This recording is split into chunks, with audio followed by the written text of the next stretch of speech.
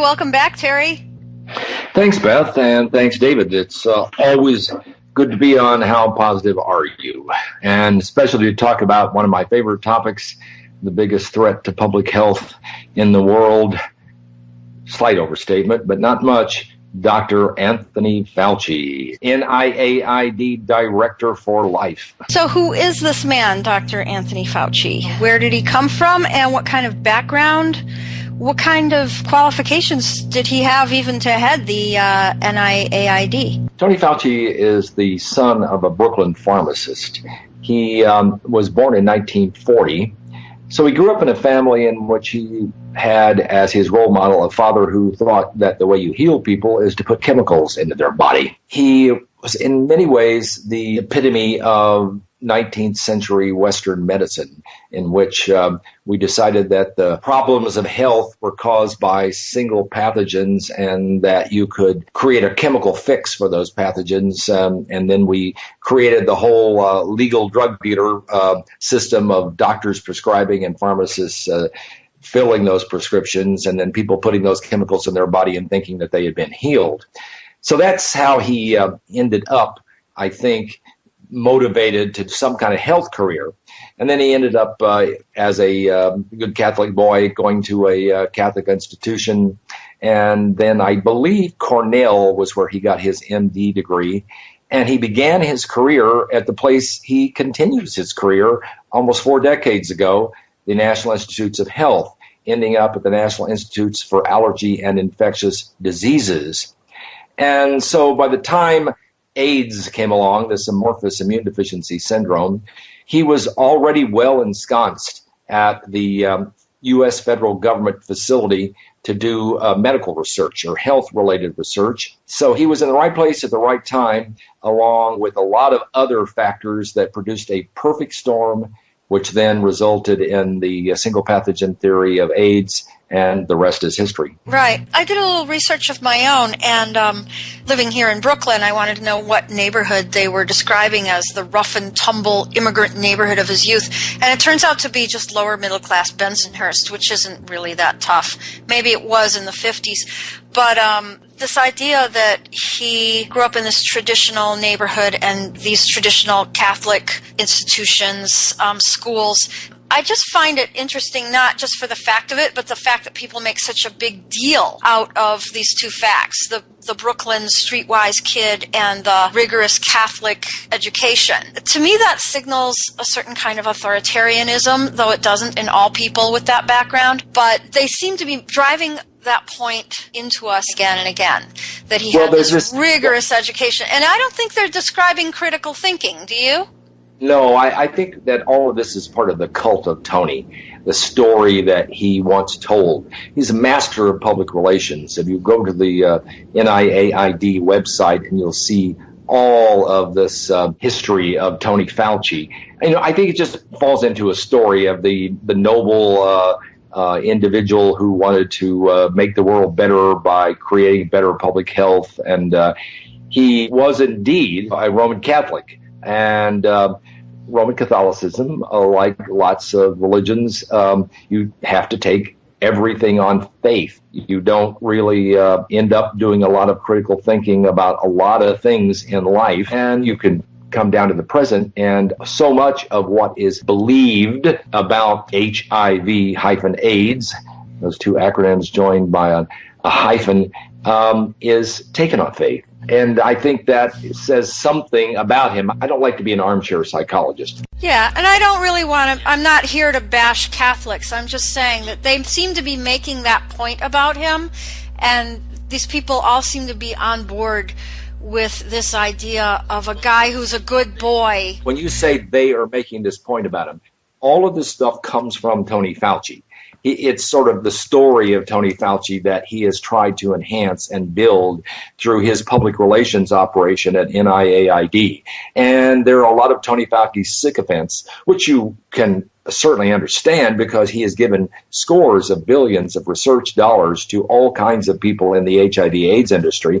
And everybody is very willing to buy into this story of the good Dr. Fauci and his long-sleeve white lab coat and his glasses and his quiet demeanor. So, but at the same time, streetwise kid from Brooklyn, which sounds tough, and he was a high school athlete. And so it's all part of the cult of Tony. Yes. I would also say that one thing you learn from the Catholic Church is about how a rigid hierarchy operates. I mean, the Catholic Church is led by a pope who's considered to be infallible, although now that the current pope is making some statements that are a little off the mainstream dogmatic points, people are starting to question. There was a headline today, is the Pope Catholic? Yes, yes. So, but basically the Catholic Church is a top-down bureaucracy. And American public health is run very much like a military organization. In fact, the CDC actually has military-like ranks and even uniforms. It grew out of the public health service in which they actually had uniforms. The Surgeon General of the United States has a military-style uniform. Right. So, well, it's been noted that Fauci stayed out of Vietnam by joining the NIH in 1966 with his first job there. Yes, I ended up getting a high lottery number and didn't have to dodge it, but our previous president, George W. Bush, did it by joining the National Guard. A whole bunch of people who make war dodge the draft. So he basically, in his story and his biography, says he decided to devote his public service to healing and joined, I think, the Public Health Service. I'm not quite sure. I can't remember. But in any case, he ended up at the NIH. And this was an era in which the NIH was being funded, not at any place like it's being funded now. He learned the ways of the NIH bureaucracy so that by the time 1984 came around, or 1981 came around with the first noticing of AIDS, he was already well schooled in how to build a bureaucracy. And then he got this appointment in November of 1984, and for 30 years he has developed a bureaucracy that would almost put J. Edgar Hoover's bureaucracy to shame. I think another point is that 1984 is obviously the name of the famous George Orwell novel. And I think it's kind of ironic that it's such a critical year for AIDS, because that's the year of the famous Gallo-Heckler press conference. And I think it's sort of when the doublespeak really took off. AIDS was the first virtual disease. You could have a crashed immune system, even though there was nothing wrong with you. It's all based on your numbers. And your health could be crappy, but your numbers good and you were healthy. So it was the upside down kind of world that was well described in Animal Farm and 1984, the books by George Orwell. So I don't know how much we can make of the authoritarianism of 1984, but by 1984, there were all these half-dozen streams of history coming into play that created the perfect storm that allowed this single pathogen theory of this amorphous non-disease, this set of potential illnesses related to the immune system, to come together. And if you'd like, I can just quickly trace those half-dozen streams. Yeah, sure. Yeah, please. Okay. Well, here we were a dozen years into sexual revolution. We gay men were, to use an artful phrase, bawling like bunnies, because we were liberated to do that. We were not constrained by the heterosexual dating. We could walk into a gay bar, walk into a bathhouse, and didn't have to wine and dine. We could score in a few minutes. So you had lots of sex going on. A lot of heterosexual sex, too, because of the pill, but not nearly as many partners. And we were a small community. We're almost incestuously. We were hooking up with each other, dozens, hundreds, even in a year. Secondly, we were seeing at the same time a couple of failed cancer researchers, Luc Montagnier, Pasteur Institute in Paris, Robert Gallo, NIH Cancer Institute, who were frustrated that they couldn't find a relationship between these things called retroviruses, which were only identified in about 1970. So they were looking for a way to retrieve all of that research. Third, there was the rise of the religious right in America.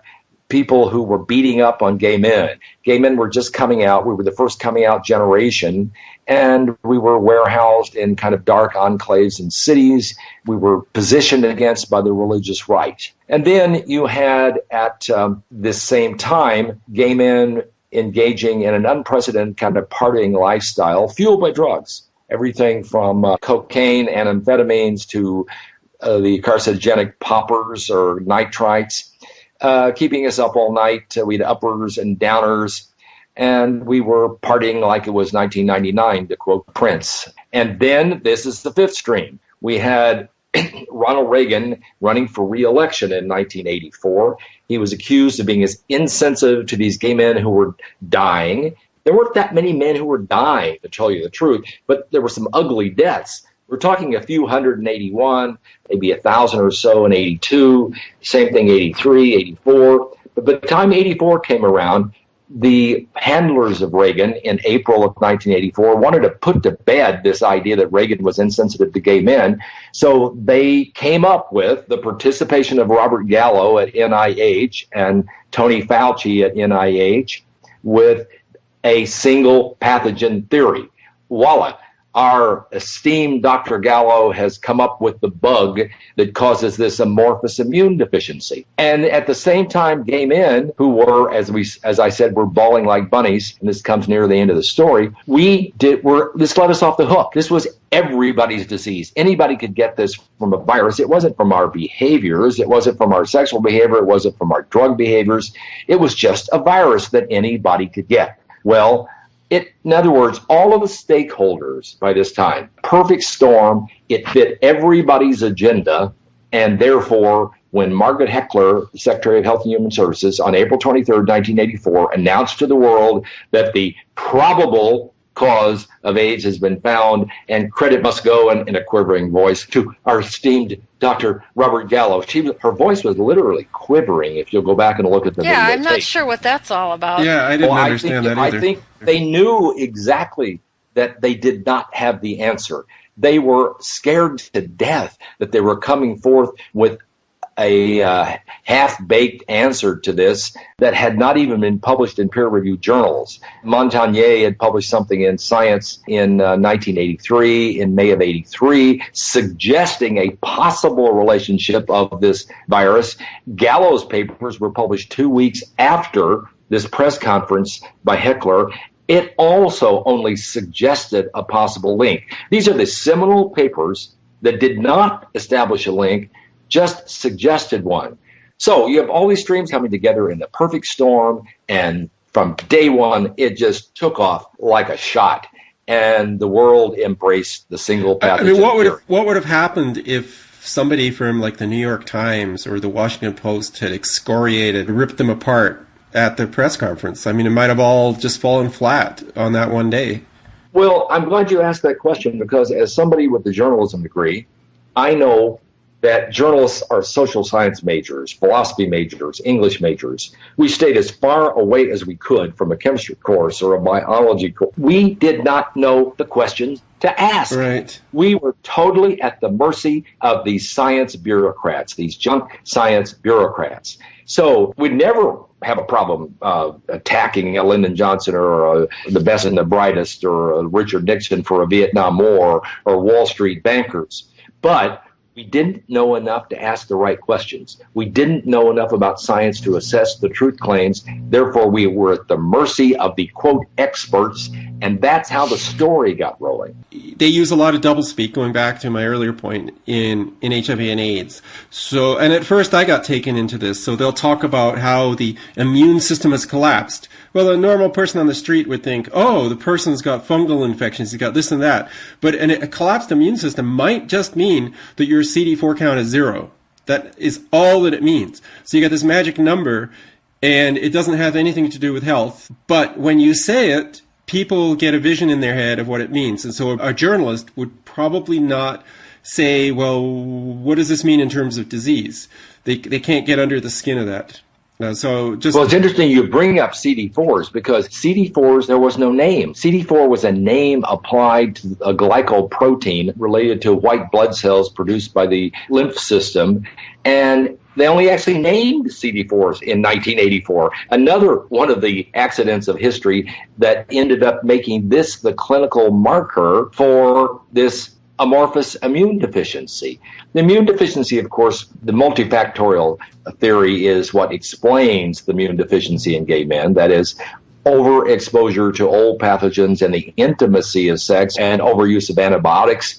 that destroyed the microbiome. Number two, overuse of toxins, cocaine, amphetamines, poppers. And number three, the stress caused by this first out generation of gay men. Those three factors together are what collapsed a relatively small number of immune systems. And then the CDC embraced, I've left out them in the stream of history, a probable viral cause. If you don't know what caused something, blame it on a virus. It's like blame it on the bossa nova, blame it on a virus.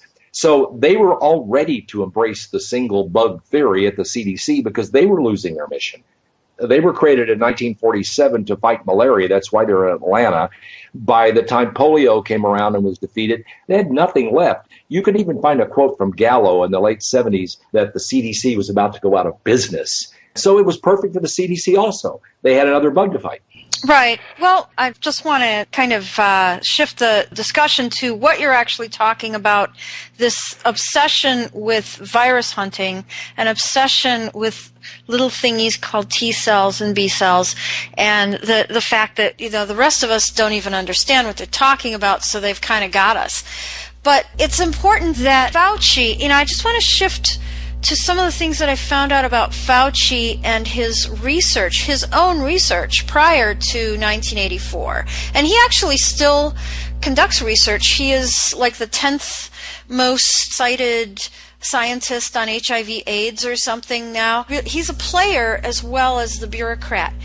And so that really is a phony thing that he promotes, that he is a hands-on researcher or a hands-on clinician. This is all part of the cult of Tony, that he is Superman, that he not only is a bureaucrat, which is... So is none of that true? He just kind of puts his name on this research? Exactly. There was a time when Fauci was doing research or was involved in research. And, sure. And he was the deputy director or then the director of the Laboratory of Clinical Infection or Laboratory of Clinical Infectious Diseases at NIAID. And he is given credit for shifting the focus of that infectious diseases unit towards investigating the so-called nature of AIDS in the, get this, early 1980s.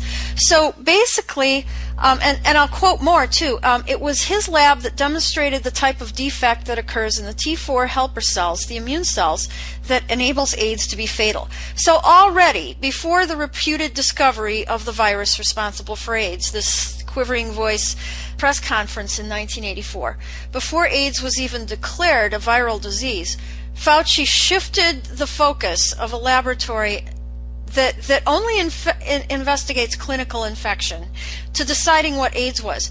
I mean, because this is what they do for a living. They look for clinical infection, so they're not going to look for anything else. And his actual field is immunology, and his research was on these autoimmune diseases that are related to swelling of blood vessels. And his solution to that problem, which I give him credit for actually ameliorating the symptoms, that is giving people corticosteroid drugs and mild immunosuppressive drugs and making it so that these people can live nearly normal lives. But what I noted in all that was that who's looking into why these people have this condition in the first place? So that's sort of like the same theme of HIV/AIDS. Nobody's looking at the root causes. Everybody's just looking at these little T cells and B cells and these little imbalances and trying to find a drug. Yes, I think that for the man who has no shoes, the center of his life, his world, is finding shoes. So if you compartmentalize yourself at an agency and you're looking at the immune system, you fit everything that occurs, all the experiences around you, into that little narrow box, into that little box in which you have placed yourself. And that's part of this whole confluence of all these events in history that led to what was essentially a 19th century single pathogen theory of not a discrete disease, but this amorphous immune deficiency.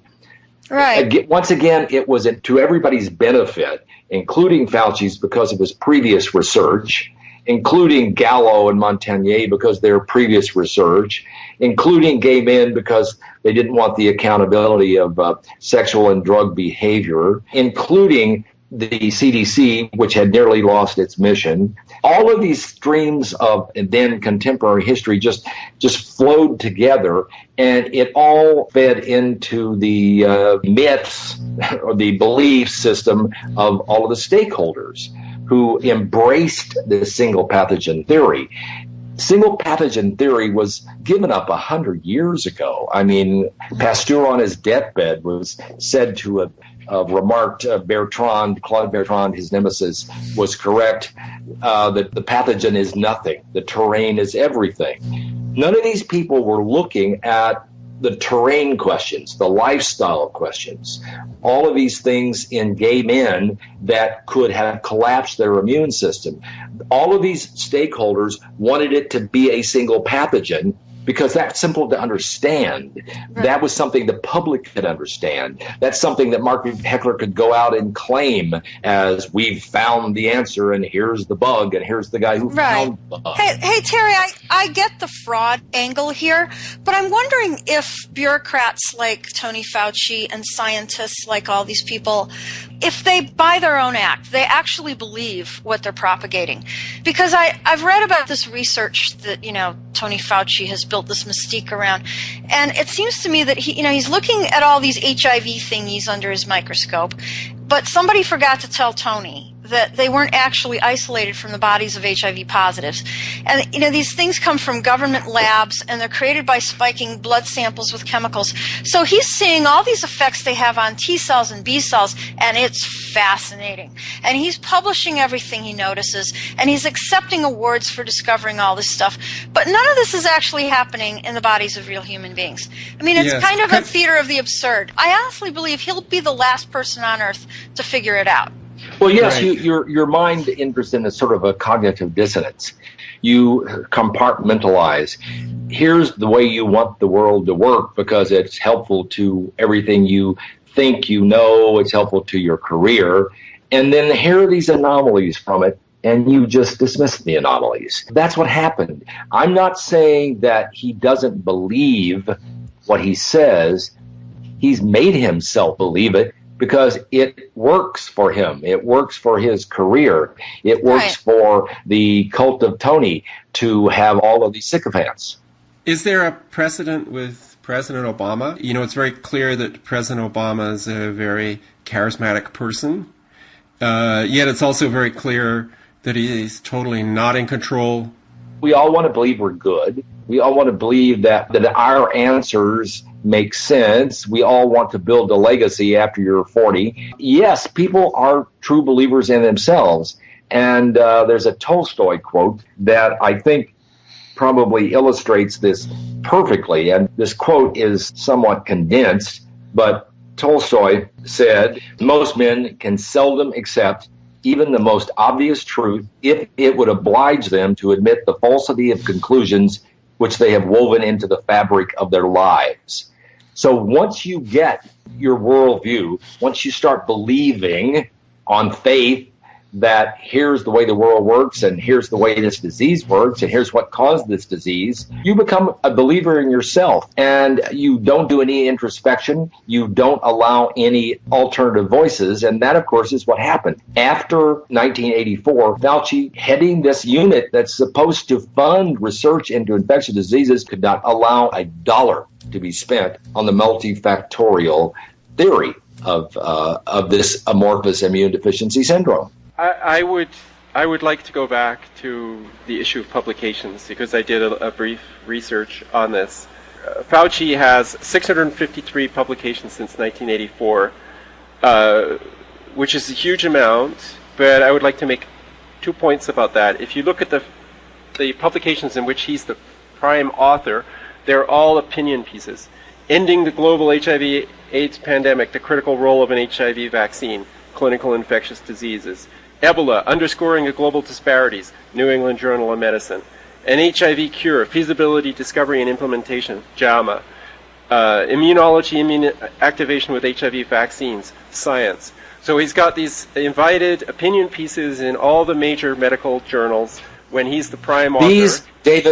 These are articles of a bureaucrat. not of a scientific investigator. It's as simple as that. So let's look at the others. That's 89 out of the 653. So here's one that I chose randomly, in which there's like 30 authors on this paper in the Journal of the American Medical Association. And what was his contribution? Study concept and design, but not the acquisition of data. That's the bureaucrat. He is the bureaucrat who approves the funding. Therefore, you have to have the stamp of approval, the imprimatur, if you will, the Catholic term, of the director. That's how he's gotten by with funding all of these study after study after study down in the weeds of all these detailed questions. He has been handing out money. That's his power. He hands out tax money. Exactly. So if I can just finish what he did to this paper, analysis and interpretation of data, but not the drafting of the manuscript. The very vague topic of critical revision of the manuscript for important intellectual content. Everybody got their name under that. But he was not involved in the statistical analysis, and he didn't help obtain funding because, of course, he probably approved the funding for it. And he was a supervisor of the study of some kind. Yes, you've just defined a bureaucrat. Not a scientist, but a bureaucrat. Yeah, so he got his name on this because this really helps the authors get it published, and more attention is paid to a paper which has Anthony Fauci's name on it, and everybody turns a blind eye to the fact that he actually probably did nothing really in terms of the research. Right. Well, I mean, it's a point well taken that Fauci leads a bureaucracy that decides which kinds of approaches get funding and which do not. So do you believe that his own research preferences have influenced what gets investigated and what does not? He has absolute control over what gets funded from NIAID. Now, he can shift it off and say, well, we have advisory councils to help with this. We have a process here. We have a lot of people who review these things. I just give it to the final approval. No, anything that anybody proposes always falls under the shadow of what would Tony want? What would Tony accept? That's how informal bureaucracies work. This is a man who's not even subject to Senate confirmation for his job. He's been at it for 30 years. That's why he's so much like J. Edgar Hoover. Because Hoover... Go ahead. Let me just add one more thing from this paper, which I find absolutely fascinating. Where did the funding come from this paper? This is a recent JAMA study. The project was funded in whole by grant and a given number from the National Cancer Institute, National Institute of Health, also by the National Institute of Allergy and Infectious Diseases. So he paid for his own name to be on the research, and it says later, the role of the sponsor. The Regulatory Compliance and Human Participants Protection Branch of the National Institute of Allergy and Infectious Diseases served as the study sponsor and was involved in the review and approval of the study. So basically, his organization runs study. He gets his name on it. He approves the funding for it, and he gets the glory for these studies. Yeah, it's all part of the cult of Tony. It's how the PR machine at NIAID pumps out all of this Superman qualities of this man. He's not only a bureaucrat, he is also a clinician. He sees patients. He performs real research. No, he does not. He puts his name on real research. He perfunctorily probably sees a few patients. But in the end, what defines him is his bureaucratic ability to be able to manipulate these billions and billions of dollars of funds to direct them where he wants them to go. Not in any way allowing any alternative voices. That's what happened to Peter Duesberg.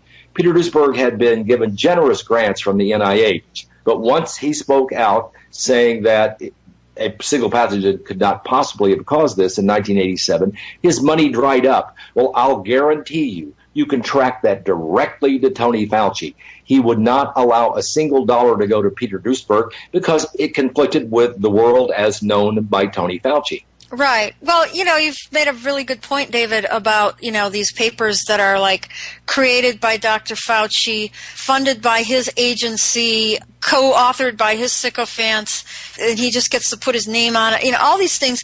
It's so self-serving. But what about these numerous awards and honorary degrees that Fauci's been given? Why so many? Because I'm suspecting like these institutions want something in return. Oh, well, they are basically rewarding him for all the money, taxpayer money, he has pumped into the careers of probably tens of thousands of researchers who make their livings off of these almost laughable little studies about some tiny bit of HIV. There's some balance of B cells and T cells and this and that. It's all very, very painstaking research. Let's look at some of his rewards. Some of his awards he received. The biggest was in 2002. He received the Albany Medical Center Prize in Medicine and Biomedical Research. The prize money was $500,000. A check he took. He's not subject to a lot of the rules with regard to taking prizes like this that others are. Yeah, I'm wondering why not. It's just the way our laws are written. He was remember, he is not subject to Senate confirmation. His job is simply whoever at the time is the NIH administrator reappoints Tony Fauci as the director of NIAID. Secondly, there was the Lasker Award. It's sometimes called America's Nobel. He got in 2007. He got $150,000 in cash. Very recently, he got the Robert Koch Gold Medal in Germany in 2013. That medal actually has a monetary value of $5,000. Government Executive Magazine in 2011 did a study of the top paid U.S. civil servants. He is number 3. That's 1, 2, 3 out of 2 million. He makes $335,000 a year plus benefits. And then finally, there's this one that I find almost humorous. And this was one that he and his fellow conspirators, as I would call them, David Ho, or as in David Who, and Peter Piot. Yeah, David the Ho, to use the street language, a real hoe, to Aaron Diamond Institute. He's $1 million, by the way. His salary is $1 million from the Aaron Diamond Institute. And Peter Piot, the PR head of UNAIDS, not a science organization, not an epidemiological organization, a lobbying organization for more money for HIV. Well, they all went to Indonesia to receive as the 2013 laureates for the Prince Mahidol Award. Each got checks for $50,000 for showing up in Indonesia for their version of the Nobel Prize. It was split 4 ways. It is apparently good to be the HIV/AIDS king. They have proved it. Yeah. And these institutions get something back. Well, they get this idea that here we are contributing to science by honoring these pioneers in science. And they also receive grants from the NIH. Well, I don't know how much money goes to these foundations, but that's not really necessarily the point. The point is that these foundations are able to import prestige by honoring these well-known fighters. It's good PR for everybody. Yeah. The cash is just there. I would be interested in finding out, for example, if the Prince Mahidol Foundation has ever received money from Gilead, or whether these other foundations that hand out this money to Fauci have received money from Gilead and the other big pharmaceutical companies that make the so-called antiretrovirals. Gilead is the giant. Yeah, I mean, is Indonesia trying to get more clinical trials? I mean, they've got a huge population. It'd be a wonderful place to do clinical trials. Oh, it's corrupt. The money, they want money from USAID, from the NIH. Fauci, by the way, brags about how he's created this international AIDS fighting bureaucracy, pumping unbelievable amounts of money, U.S. taxpayers' money to other countries. One quick example. In 2012, the International AIDS Society held its 19th International AIDS Conference in the U.S., first time in 20 years because our law changed to allow HIV positives in. Fauci approved a $7 million grant to the International AIDS Society. For what? A lobbying organization based in Geneva, Switzerland, that holds a conference every 2 years, and about 15 or 20,000 people show up. Most of them making their livings on HIV/AIDS research. Most of that research money coming from, guess who? Tony Fauci. That's why the 2012, I called it the AIDS Fest, was a Fauci Fest. Everyone praising Tony. Well, they all got their paychecks from Tony. Of course they praised him. Yes. Right. And you've mentioned PEPFAR, which for me is a very interesting example. I think that, this is the President's Emergency Response to AIDS or something.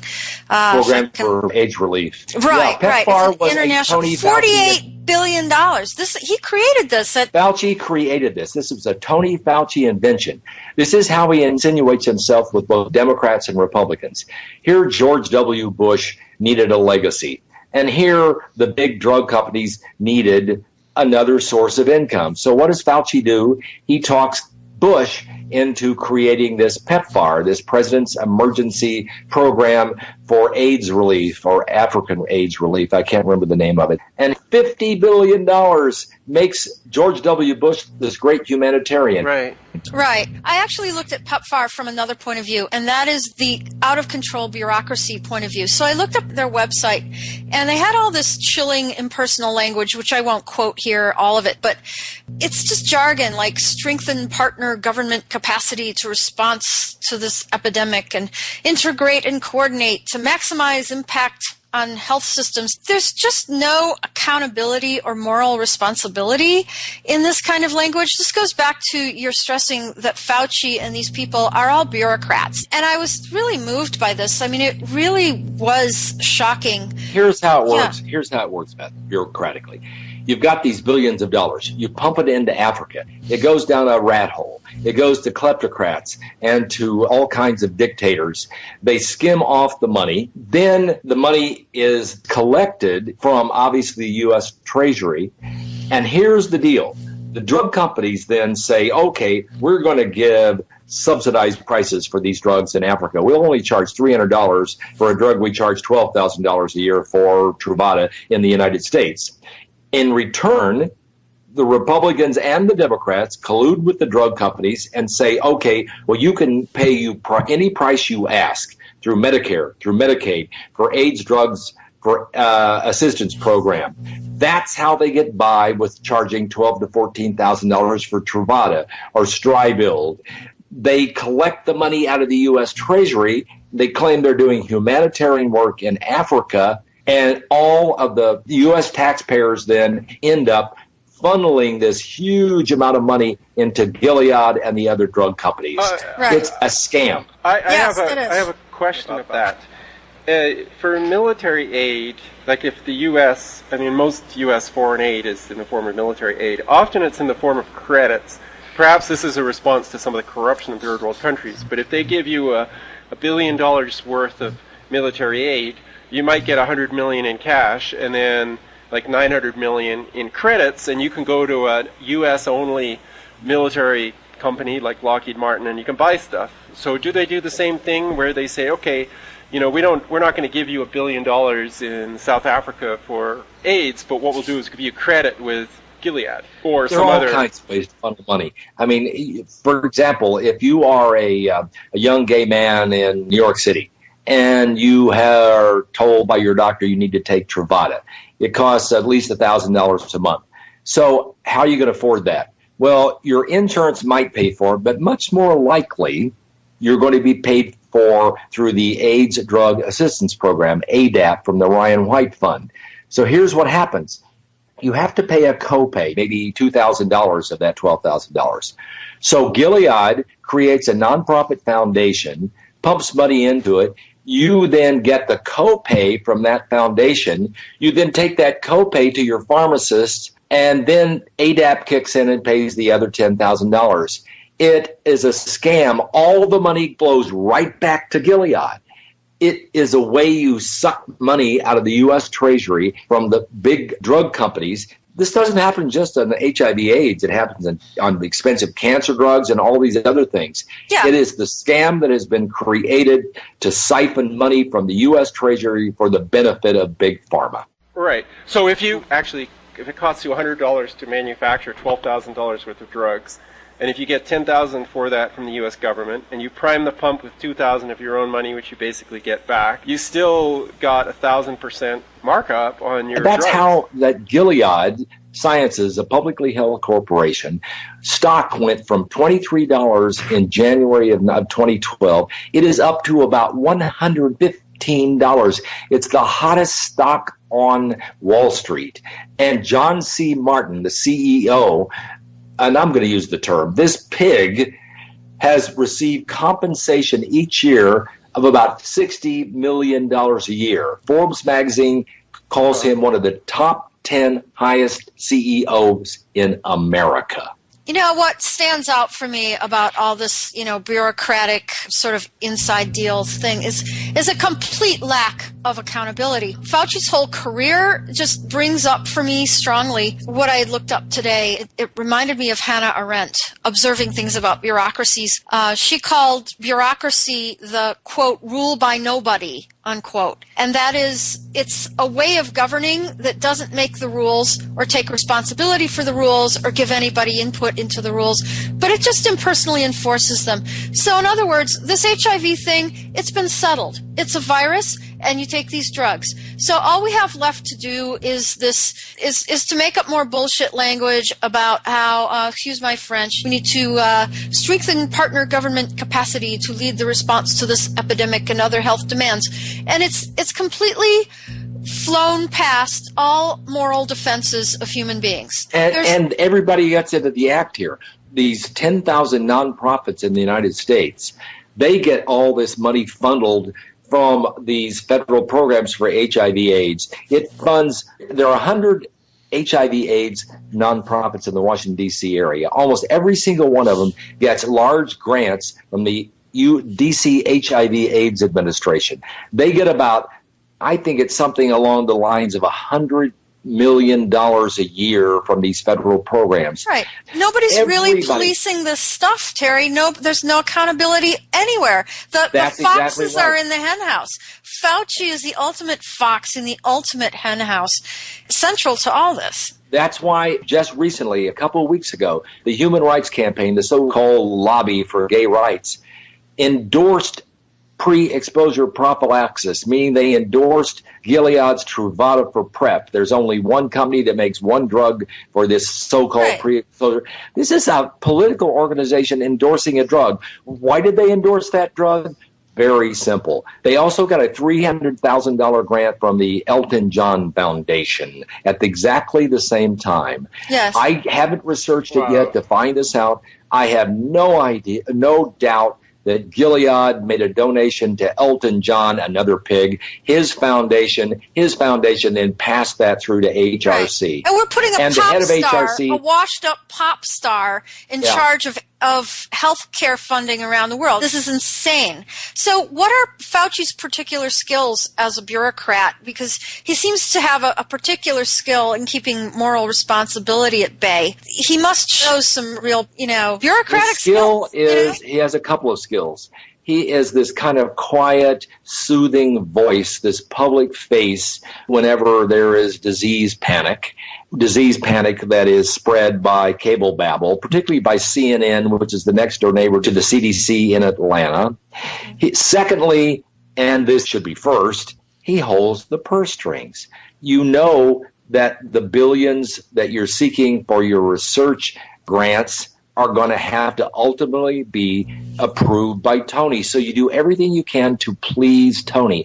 Everyone wants to please Tony because Tony has the bag of money. But he must also have the skill of persuading Congress, right? It's Congress that pays for all of this? Well, they're just as ignorant as journalists about science. They know nothing about science. So this guy in this white lab coat comes before them, makes his same year after year spiel about how we need more money to fight this terrible epidemic, this pandemic, this sexual-related death. And nobody questions him because nobody knows the right questions to ask. And everybody's making out like bandits on the deal. The drug companies, the nonprofits, the HHS, everybody makes out on the deal. And they all have to keep Tony happy because if anybody interferes with Tony, you get cut off. Exactly. There's another really good example of his deviousness, and that's a NIAID webpage called The Relationship Between the Human Immunodeficiency Virus and the Acquired Immunodeficiency Syndrome. We now know that NIAID is run by Tony Fauci. And there's a very important graph on that page that shows the typical course of HIV infection, how the CD4 counts go up and down, and et cetera, et cetera. And we've also seen these graphs. And it's identified as a paper by Pantaleo, 1993. What it doesn't say is that there's only 3 authors on that paper, and one of them is Tony Fauci. So this is actually Tony Fauci's graph. And then if you follow to see where that graph came from, you come to another paper by Pantaleo, to another paper by Fauci. And eventually you get to a figure that Fauci submitted to an NIH conference. Well, he's one of the top dogs at NIH, right? And there's no references to the data from which this graph came. So basically, at an NIH conference, Tony Fauci imagined what the typical course of HIV infection is relative to the numbers.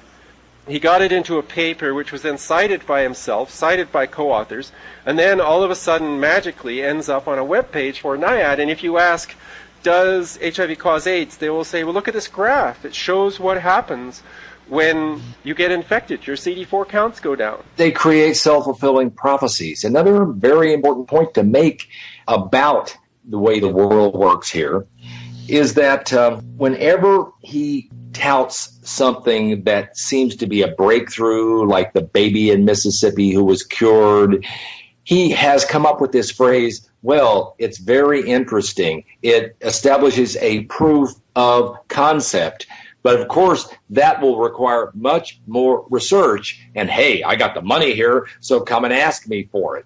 Right. Proof of concept has become the ultimate Tony Fauci buzz phrase for, well, we need some more research dollars here. Yeah. Well, you passed along to me a previous interview with him directly on This Week in Virology from maybe a year ago.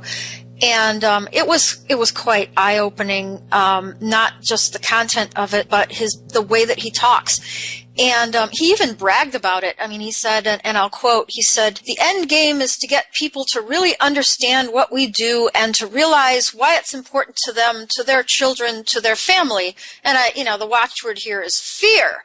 So he's a master of propaganda. I mean, he just brags about it. Here's what he says. "The other cure is what we refer to as a functional cure.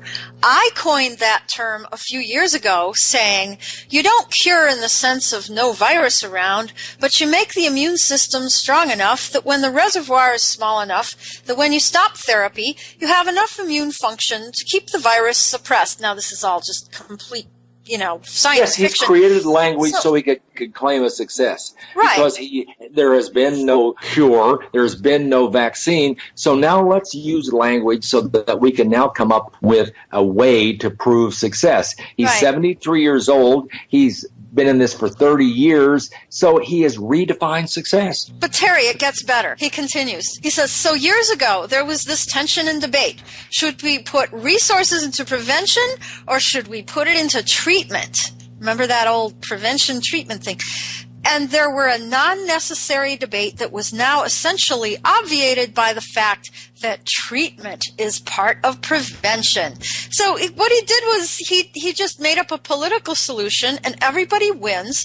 It's the genius of bureaucracy. He even bragged about the theme of the International AIDS Conference in Washington, D.C. that you spoke of in July 2012 was called Turning the Tide Together, which would cure the rift between the prevention and treatment factions with propaganda and slogans rather than facts. So he's ingenious at this thing. He's a propaganda artist. The only way that this cycle is going to be broken is if he retires. He's 73 years old.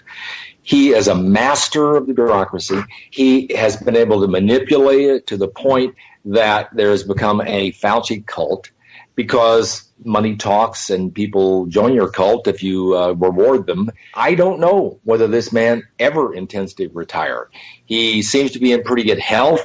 He doesn't seem to have any enemies out there inside the government to question him. I think the only possibility is to shed light, as we are doing right now, on how he created this bureaucracy, how he created this myth, how he propagates this myth, how he promotes this myth, how he promotes himself, and let as many people in the world know this as possible. I think we're coming up past our hour here, but there are two villains keeping the HIV equals AIDS myth alive. One of those is Gilead Sciences, this extremely powerful drug company, politically connected drug company in Foster City, California, that makes up half of the revenue, that takes in half of the revenue of the now $20 billion a year HIV drug industry. The other part of the propagating this myth, continuing it, is this human being, Dr. Tony Fauci. No, he's not really a human being. He's a machine. He's a bureaucratic machine. Okay, well, I'll grant you that he is. He's a myth. He's an inhuman presence. It's so strange. He's like Hal in the the computer in 2001: A Space Odyssey. I'll take that, because I went to the University of Illinois, which is where Hal was created. But yeah, I don't know where exactly Tony Fauci was created. He was sort of self-created because he was so talented at being a bureaucrat. Yeah, I think it's been pretty illuminating, and I think that it's really important for people to understand the people at the top of a very top-down bureaucratic system. And an individual like Tony Fauci in a faceless bureaucracy actually has a lot of personal influence. So this whole thing. I would like for you to put up on your website something you put up before when we talked about PrEP, because I do a lot of this discussion of Fauci in my AIDS war profiteering with PrEP. So I'll appreciate if you'll put that up on the website. You're sending us a link? I will send it to you. Okay. Yeah. Okay. Well, it's been great. I've enjoyed discussing one of my favorite topics. All bow down to Tony Fauci. Yes. I'd like to put in a parting comment, if I may. Go ahead. That we shouldn't lose in all this, that there are real lives in the balance here, that if you try to direct science with politics, that really is poor medicine, and the bodies are piling up. People are dying, and they don't even know, as they said in The Grapes of Wrath, who to shoot. There's nobody to shoot. And it goes back to what I also dug up from Hannah Arendt. She said, bureaucracy is the form of government in which everybody is deprived of political freedom, of the power to act. For the rule by nobody is not no rule, and where all are equally powerless, we have a tyranny without a tyrant. Interesting, because even Tony Fauci is caught by his need to obtain funding, so he's powerful, but he's also powerless, because if he ever does anything outside the mainstream, he would lose his credibility and he'd be gone in a flash. If he were a dictator of a small banana republic, you'd know who to blame. But he's one face in the crowd, a bureaucrat that you only see as a benign presence on TV, and you don't know who to shoot for killing your kids or for killing your lover or prescribing the wrong drug as a prophylactic, for crying out loud. You don't know who to blame. But I would lay responsibility, a lot of it, at his doorstep. Yes, for sure. Yes, absolutely. I have to say that if there is one great threat to public health in the world, I'll have to lay that at the doorstep of Tony Fauci. He has psychologically terrorized millions of gay men and now tens of millions of black Africans and a lot of African Americans. Thank you. Well, I think those are words to end on. I would like to thank you, Terry, and Beth, and also our listeners for listening to another episode of How Positive Are You? Good night. Thanks, guys. If you have questions or comments on any episode of this show, please send us an email at info@howpositiveareyou.com, or leave a comment on our blog at howpositiveareyou.com. Send us a message on Twitter at HPAY, or contact us on our Facebook page, How Positive Are You? We appreciate all your comments and questions, and we'll try to answer as many as possible on future shows. Thank you.